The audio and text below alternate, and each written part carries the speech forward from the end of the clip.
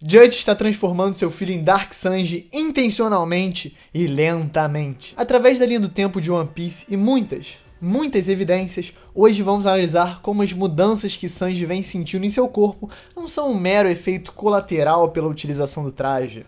Não, algo mais maquiavélico e meticuloso o atingiu, mirado pelo homem que faz o Jing parecer o pai do ano. Mas primeiro vem comigo a gente estabelecer a linha do tempo da Big Mom, Sanji e Judge, como esses personagens interagiram e o que faz sentido. E antes que você fale, eu já sei exatamente porque o Judge foi atrás do Sanji, era para fazer a parceria com a Big Mom e conseguiram... Calma. Torcedores, calma. Estamos falando de coisa importante aqui. O mangá conta uma história diferente. No capítulo 826, na introdução da Reijo, ela confirma que o Judge estava há pelo menos 2 anos procurando o Sanji. A gente sabe disso porque ela menciona como tinha alguém com uma imagem que não era dele, né? Dos piratas do Duval, os belos piratas do Duval. Agora, a linha do tempo da aliança entre Germa 66 e Big Mom é um pouco mais difícil de saber certinho. Mas, por sorte, temos alguns indícios bem concretos que essa aliança deve ter se formado entre a Ilha dos Tritões e a chegada em Zou. Para começar, pode parecer chocante, mas a Pudding tem só 16 anos, então 2 anos atrás ela tinha 14, o que já deixa toda a situação do casamento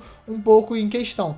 Mas mesmo que você fale, Derek, pode ser ou outra filha, ou o Oda não liga porque a Shira Roche tinha 6 anos e o Vanderdecken já estava atrás dela. Ok, eu realmente, de fato. Só que o Sanji e a Pudding tiveram ali um romance, tiveram um subplot, a questão do beijo. Será que o Oda realmente estava pensando em fazer isso quando a Pudding tinha 14? Mas digamos que a Big Mom realmente foi casar uma outra filha, que não fosse a Pudding, fosse mais velha. Isso seria até que plausível, né? Bom, todas essas hipóteses caem por terra quando a gente olha para as interações entre os piratas da Big Mom e os chapéus de palha na Ilha dos Tritões, já que deixam claro que Sanji provavelmente era um Zé Ninguém para a tripulação do Yonkou naquela altura do campeonato. No capítulo 651, quando Barão Tamago e Pekon chegam na Ilha dos Tritões e acabam encontrando os chapéus de palha, o Leão Tartaruga simplesmente tem que parar para ler a recompensa para saber quem é o Luffy.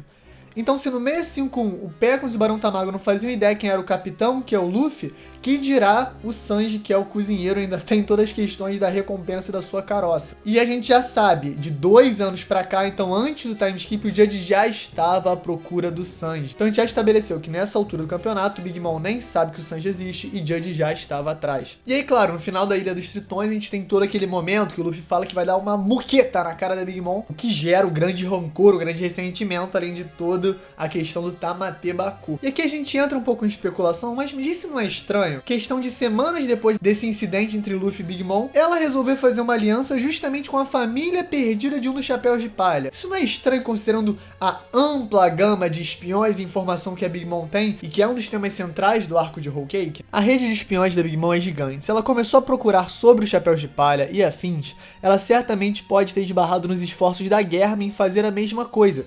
E a partir daí, gerar a união perfeita. Perfeita pra Big Mom, porque é juntar a fome com a vontade de comer. Ela conseguiria desestabilizar os chapéus de palha, tirando um membro importante da tripulação e jogando ele para um casamento arranjado. Além de uma das coisas mais importantes, ter o poder científico da clonagem, do fator de linhagem. O grande sonho da Big Mom é formar Totlum com todas as raças, inclusive as dos gigantes que ela não tem. Como a própria Pudding mencionou quando ela estava dando um discurso dela de vilã para Reijo, ela desistiu de pegar um gigante verdadeiro e começou a partir para a gigantificação artificial, um dos motivos do próprio Caesar ser importante para ela. Então, com o poder da Germa, ela poderia ter as 3 figurinhas que faltavam pro álbum dela. E eu gosto dessa teoria especialmente porque ela explica um ponto que sempre me incomodou um pouco no arco de Whole Cake e eu enxergava como inconsistente. Basicamente, a Big Mom traindo a Germa 66. Porque tem toda uma explicação no início de Whole Cake que a Mama usa os casamentos e essa confiança para manter laços militares, políticos, científicos, que seja, como foi o exemplo da guerra. Mas com ela traindo alguém que ela casou no próprio território, isso gera um precedente terrível, né? Quem é que vai querer casar com a Big Mom? Então, a reputação dela ficaria muito em jogo por esse movimento. É um movimento muito arriscado. Mas algo que eu não considerei, talvez seja esse motivo de eu ser youtuber e a Big Mom ser Yonkou, é que a Mama, na verdade, estava mandando outro tipo de mensagem ao trair a Germa. Era retaliação contra os chapéus de palha, parte de um plano que ela já tinha em mente. Com ela esmagando a Germa e, consequentemente, um dos tripulantes dos chapéus de palha, sua reputação não ficaria completamente manchada por ter traído um pacto de casamento. Mas até ela ganharia uma reputação ainda maior e mais terrível, se é que isso é possível, baseada no troco que ela dá no Luffy e sua tripulação, que a desafiaram basicamente tomando seu território da Ilha dos Tritões e seus doces de si. E baseado em sua ampla rede de informações, é óbvio que ela sabia que Luffy, que é o homem que foi até Enies Lobby, declarou guerra ao governo mundial, queimou a bandeira, tudo pela Robin, iria até o quinto dos infernos atrás do Sanji. E para embasar isso, a gente tem que voltar para a linha do tempo. A gente tem evidências bem sólidas que até o capítulo 807, a Big Mom e companhia não tinha ainda feito essa aliança com a Germa 66. Eu falo isso que no 807, o Barão Tamago e o Peckle estão cara a cara com o Sanji e eles não estão nem aí, eles estão mais preocupados com o Caesar. E a gente também tem o ponto exato quando a Big Mom mudou seus planos, que o Peckle nos confessa ser no capítulo 812,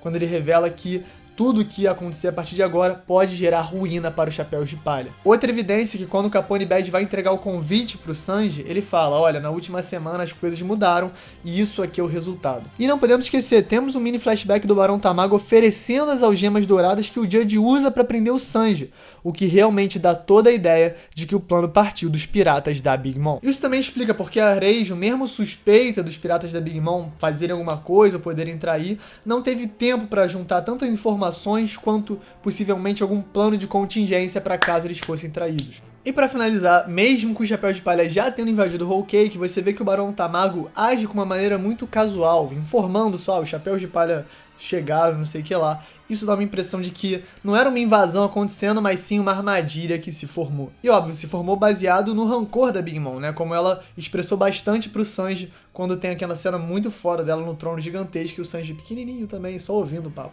Tá, mas agora a gente vai pra parte mais importante da teoria.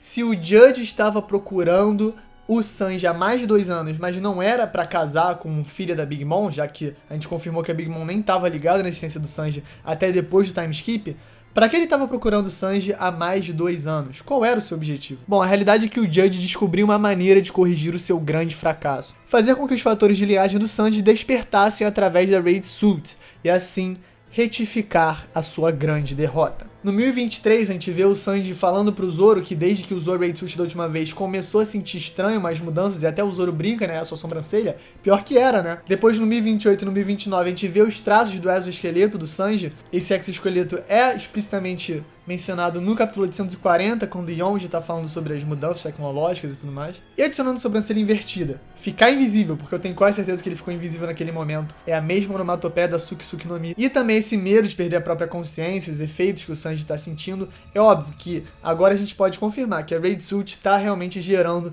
essas modificações genéticas no nosso querido cozinheiro. Isso também dá um novo significado para quando o Sanji explode o traje. Agora ele realmente tá explodindo um pouco da influência que sofrendo sobre seu pai, sem parecer um bobão. E o Oda não faz nem a gente perceber isso, até a gente olhar com bastante profundidade para a situação. Tá, mas falta uma explicação. Como que a Raid Suit ativou, né, esse fator de linhagem do Sanji? Aprendemos no capítulo 903 que somente o Sanji pode usar esse traje, justamente pela questão do fator de linhagem. Também sabemos, conforme o capítulo 840, que Judge e Vegapunk trabalharam juntos em um projeto envolvendo o fator de linhagem, que se transformou posteriormente no exército de clones da guerra. Então, considerando os efeitos do traje por envolver as exatas mesmas modificações genéticas dos seus irmãos, a gente sabe que o único responsável, o único homem no mundo com capacidade disso, fora o Vegapunk, que provavelmente não foi ele, é o Judge. Não é loucura imaginar que Judge, que é tão controlador, que literalmente modificou seus filhos no nível genético, queria de alguma maneira corrigir o seu grande fracasso,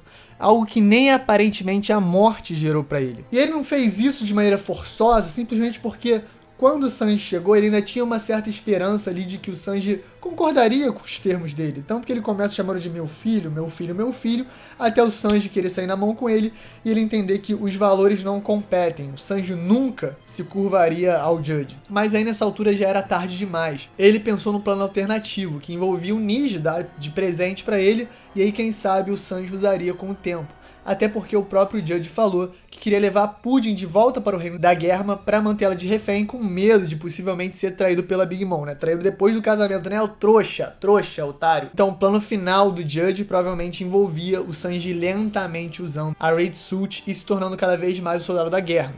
Mas esse não é o destino do Sanji. O futuro do Sanji é outro. Seu futuro vai ser sempre carregar a vontade de Sora, com todas as suas emoções e também com as modificações da Germa, carregando traços inerentes do seu pai e da sua mãe, eu tenho certeza que o Sanji vai se encontrar e completar seu destino como parte das asas do Rei dos Piratas. Vamos falar, galera, se for aqui, eu sou o Derek, deu slap no like, acho bom você ter dado slap no like, hein? Não tô dando slap no like pro vídeo ficar com mais informação mais rápido. Dá essa moral pra gente, se inscreve, vídeo todo domingo, vídeo todo dia, live todo domingo, e é isso, galera, valeu!